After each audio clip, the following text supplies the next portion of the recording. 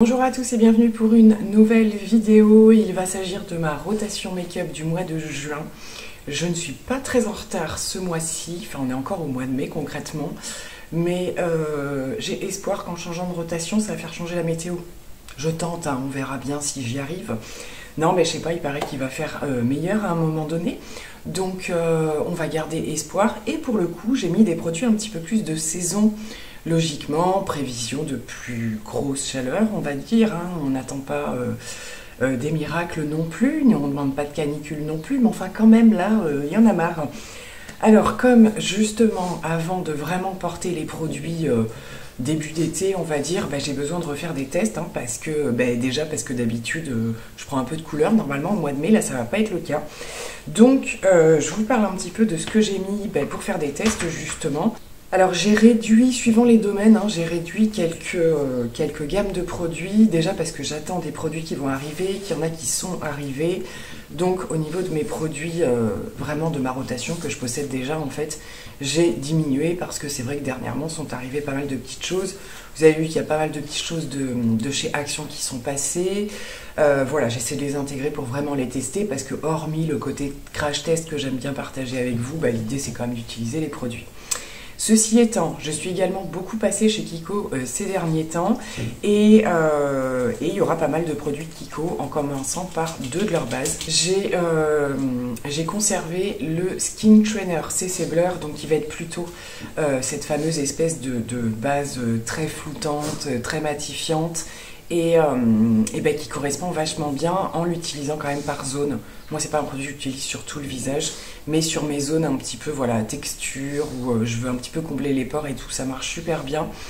Et ils ont revu aussi leur gamme plus générale on va dire, hein, donc dans cette gamme un peu avec le packaging blanc où vous avez la hydratante, la matifiante, il y a tout un tas de bases pour chaque type de peau, hein, très clairement.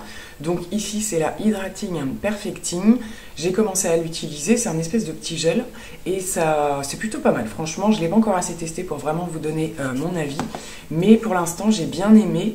Je vous le montre un petit peu parce que je ne l'ai pas montré en test. Alors c'est le bleu légèrement clair et voilà, ça fait, bon ça disparaît évidemment.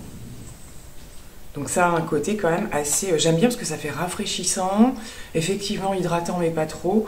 Donc écoutez, je vais continuer de l'utiliser, donc je vais jongler entre les deux. J'avais un petit peu ressorti la CC Crème de chez It Cosmetics parce que je sais que c'est un produit qui va bien me convenir suivant les moments de l'année. Et c'est pas toujours à la même saison. Et en ce moment, c'est un régal de l'utiliser. Je retrouve le côté où voilà, ça neutralise complètement les différences de carnation qu'on peut avoir. Voilà, moi j'ai quand même des petits, un peu comme des taches, grains de beauté, ce genre de choses. Alors non pas que je veuille absolument les camoufler, mais quand ça vient se mélanger à des petites imperfections ou quoi, ça fait un grain de peau qui n'est pas forcément super joli. Et je retrouve ce côté absolument unifiant, couvrant à souhait, et surtout qui fait une peau un petit peu rebondie, repulpée. Et voilà, en ce moment, ça convient parfaitement, donc je vais la garder. Et au niveau de la teinte, c'est la teinte Fairlight, c'est la fameuse teinte intermédiaire qu'on ne trouve pas partout. Mais voilà, alors en général en été je passe à la light, mais là c'est la dernière qui me reste. Je ressors également la bébé crème de chez Herborian, hein, pareil, hein, qui a un côté plus où vous voulez moins un effet fond de teint, mais vous voulez quand même quelque chose qui va maquiller, hein, clairement. Et c'est vrai que la bébé crème elle est géniale pour ça. J'alterne entre la super bébé et celle-ci, c'est pas tout à fait la même chose. La super bébé je l'ai beaucoup utilisée, donc là on repasse à la bébé.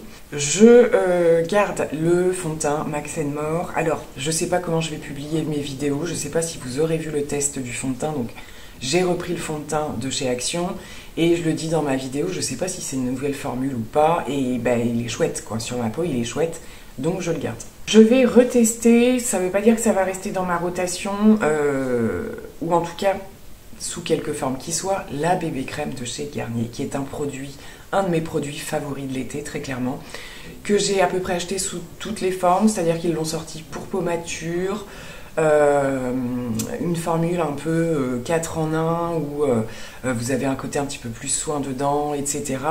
Donc j'ai plusieurs gammes à tester, je sais pas trop, je vais pas toutes les garder, hein. Là j'en ai sorti deux pour le coup, donc la anti-âge et la plus version classique. Donc je sais que voilà, suivant, l'anti-âge va être forcément un petit peu plus hydratante. Et ben il faut que je teste, parce que là, à cette période-là, je me rends pas bien compte. Je vous raccroche les vidéos où j'en parle parce que j'en ai beaucoup parlé de ces produits-là. Je pense, comme je vous l'avais dit, que je vais refaire une vidéo récap, un petit peu mes favoris des beaux jours, voilà, ce genre de choses, parce que c'est des produits qui vont refaire parler d'eux, très clairement. Alors, j'espère, bon, je pense me retenir s'ils nous sortent une nouvelle version, parce que voilà, sachant que celle-ci est juste excellentissime. Je referai un petit topo, je pense, autour de ce type de produit, bébé crème, voilà, au niveau, dès que les beaux jours vont sortir un peu, et puis je me dis, peut-être, voilà, pour les gens qui cherchent des produits un petit peu plus adaptés, refaire un point sur tout ça. Et j'ai quand même gardé, vous voyez, quand même, en produit teint, il y a quand même pas mal de choses encore. Le nude de teint, un d'accord parfait de chez L'Oréal. Pareil, que j'ai en plusieurs teintes, que j'utilise aussi sur beaucoup de personnes. J'ai 3 teintes en tout, dont une, la plus claire, qui va se terminer, mais ça va être très bien, puisque de toute façon, elle ne va plus correspondre à la saison. J'ai l'impression qu'il y a encore des teintes qui ont changé. Je sais pas, en re-regardant dans les magasins, j'ai l'impression, c'est un fond de teint qui est déjà pas super facile à choisir en termes de teinte. Par contre, une fois qu'on l'a trouvé, bah, je trouve qu'il est génial. Donc, voilà, à voir, mais c'est pas... faut vraiment prendre le temps d'aller faire soit des tests sur Internet, en fait, pour voir, parce que c'est des espèces de catégories de teintes. Vous avez 0, 1, 2, 2, 3, enfin voilà, ce genre de choses, et c'est pas forcément évident, mais par contre, il est juste génial. Du côté des anti-cernes, on change pas une équipe qui gagne. Je continue avec le Natasha Denona et le House Lab que je dégomme, hein, puisque ce sont les deux que j'utilise le plus. Et alors à regarder, je pense qu'il en reste pas mal, mais le Natasha Denona c'est déjà mon deuxième. Je pense qu'il va falloir que j'en rachète un très clairement, et le House Lab que j'adore.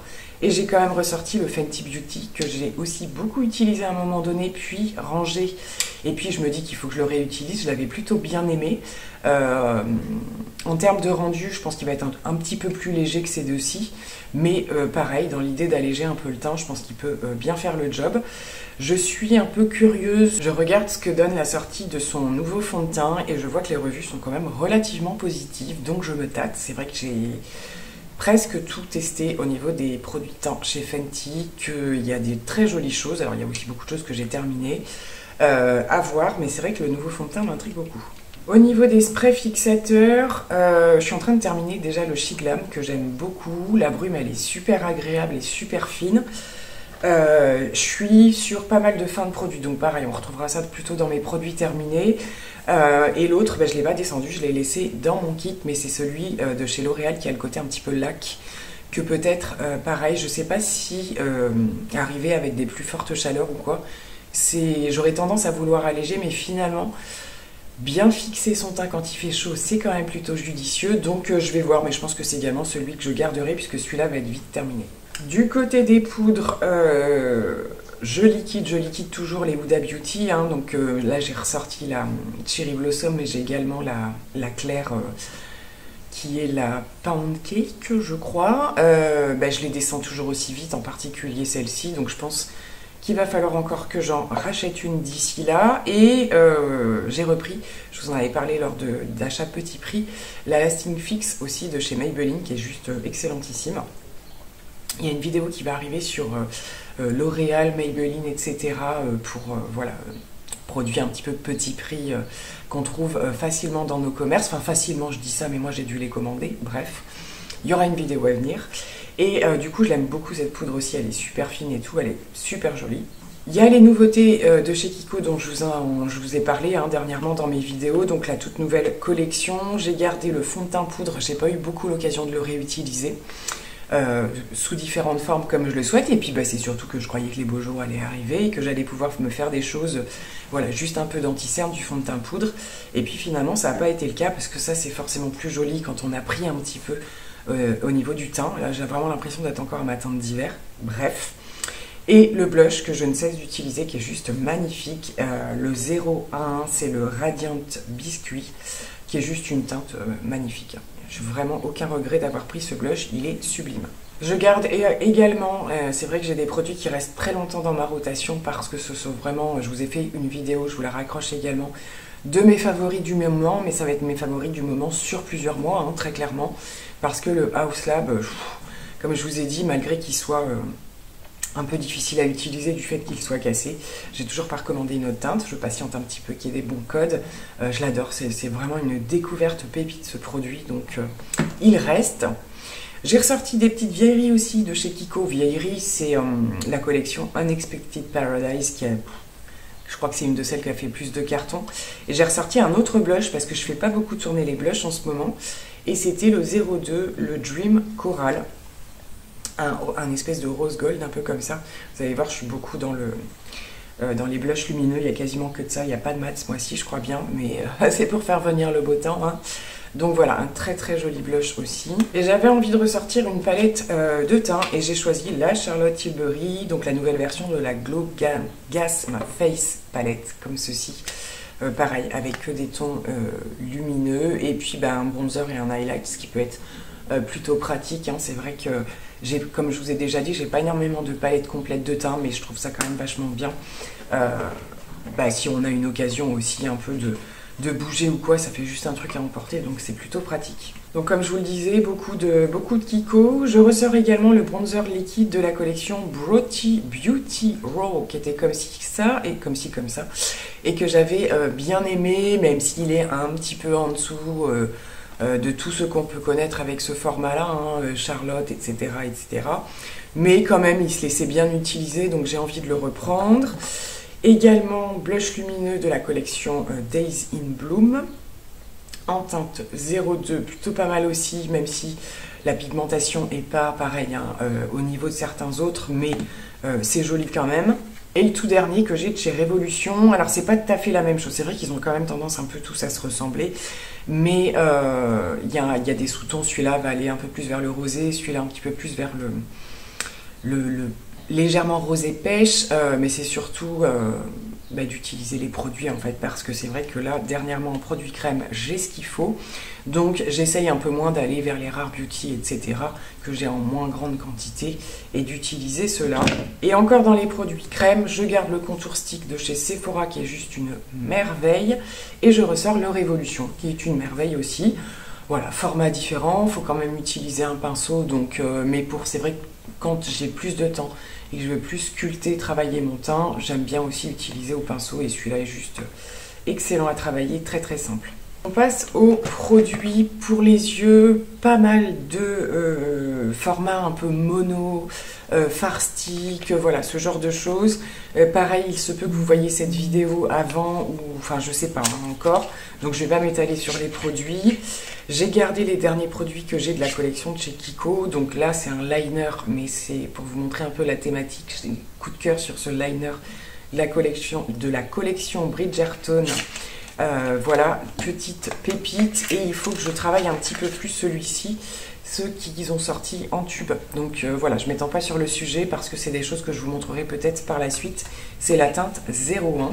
Je garde et je ressors un trio. Je ne les ai pas tous pris parce que j'en ai plus que ça. Les fards LH Cosmetics. Donc je vous avais partagé l'arrivée des deux dernières teintes. Celui-là, j'arrête pas de le porter. Je l'ai porté en liner aussi. C'est super joli. En combo avec celui-là, enfin bon, bref, de merveilleux produits. Et j'ai également ressorti le rosé comme ça qui est super beau également. Alors c'est pas celui que je porte aujourd'hui, mais j'adore, ils sont magnifiques et ils sont indescriptibles. Ces fards, ils ont un truc en plus qu'ont pas les autres, donc ravie de les reprendre. Justement, celui de Kiko, alors c'est celui que je porte sur les yeux aujourd'hui, mais on est plutôt en fin de journée, donc ça a dû un petit peu s'estomper, mais voilà, quand je fais très simple en ce moment comme ça, Thread liner, c'est lui que je mets, il fait le job, il est super beau, il tient super bien. Pour faire des variantes avec tous ces petits produits un peu à l'unité, hein, justement, vous voyez, on est très très Kiko quand même ce mois-ci. J'ai beaucoup, alors je me suis demandé en faisant ma rotation et en sélectionnant ces produits si j'allais pas vous refaire une vidéo Kiko, mais sur les produits de la collection basique en fait, pas sur les collections j'allais dire éphémères, si on peut dire ça comme ça, mais les collections capsules. Voilà, ces collections qui sont permanentes en fait. Là, j'ai ressorti 3 teintes avec 2 pour faire plus des creux de paupières ou des coins externes dans les marronnés, voilà, plutôt simple, et un avec une teinte un peu verte pour essayer de faire un ensemble avec les autres fards que je puisse avoir, parce que c'est vrai, comme je suis très vert et que j'en ai pas mis dans mes autres produits, Voilà, donc ça c'est dans les crayons de la collection permanente et je me rends compte que j'en ai vraiment beaucoup. Et plus côté phare, vraiment dans des palettes, on va dire, je garde la Natasha Denona qui est la mini Starlet parce que j'ai pas eu le temps de l'utiliser au mois de mai et j'y ai moins pensé. J'avais un nouveau fonctionnement au niveau du rangement de mes palettes. Quand je prends des plus grandes palettes, en fait, je les mets pas forcément dans mes panières, je les mets sur une petite étagère à côté et au bout d'un moment, j'oublie. Parce que c'est pas sous mes yeux, donc ça il faut que je modifie un peu. Et pour le coup elle est passée à l'as alors que j'avais très envie de l'utiliser, que j'ai fait des tons un peu comme ça en plus. Donc voilà, faut que je revoie. Et en complément j'ai pris les deux, ça fait super longtemps que je les ai pas ressortis, les deux petits Hypnotizing Pop Shot de chez Charlotte Tilbury. Donc des petits bijoux comme ça, que j'avais en 2 teintes. Donc voilà, 2 petites teintes lumineuses comme ça. Je vous refais pas les swatchs. N'hésitez pas à me demander voilà, si vous voulez les revoir en action ou quoi. Même sur un make-up. Je vais essayer de reprendre un petit peu les make-up aussi sur Insta quand j'ai le temps et tout, de vous les partager parce que j'en fais vraiment plus beaucoup. Il y en a quelques-uns sur TikTok si vous voulez aller voir parfois quand j'ai pas trop le temps. Je filme juste, voilà, sans parler, sans rien. Ça va beaucoup plus vite que dans une vidéo YouTube. Et pour le coup, vous voyez les produits en action.